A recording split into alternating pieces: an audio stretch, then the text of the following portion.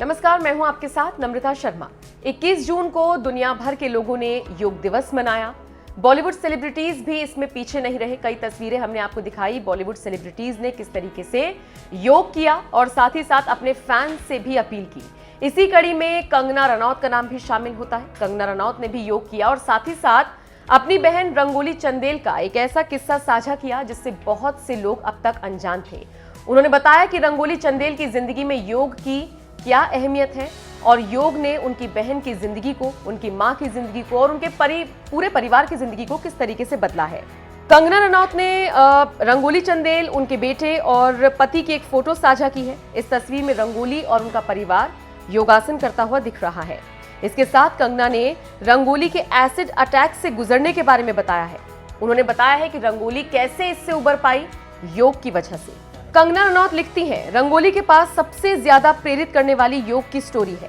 एक road side Romeo ने रंगोली पर तब तेजाब डाला था जब वो 21 साल की भी नहीं थी। 3rd डिग्री बर्न्स, आधा जला हुआ मुंह, एक आंख की रोशनी खोने, कान के पिघल जाने और स्तन की बुरी तरह से खराब होने के बाद उसे 2 से 3 सालों में 53 सर्जरी करवानी पड़ी थी। लेकिन सिर्फ वही सब कुछ नहीं था, मुझे उसके मानसिक स्वास्थ्य की भी चिंता थी क्योंकि उसने सभी से बोलना बंद कर दिया था।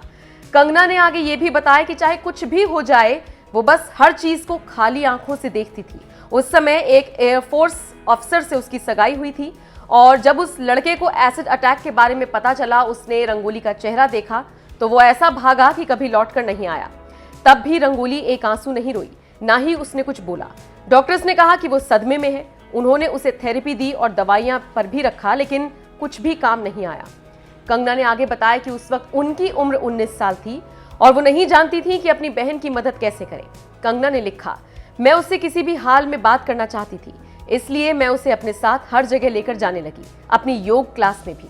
उसने योग करना शुरू किया और मैंने उसमें भारी बदलाव देखा।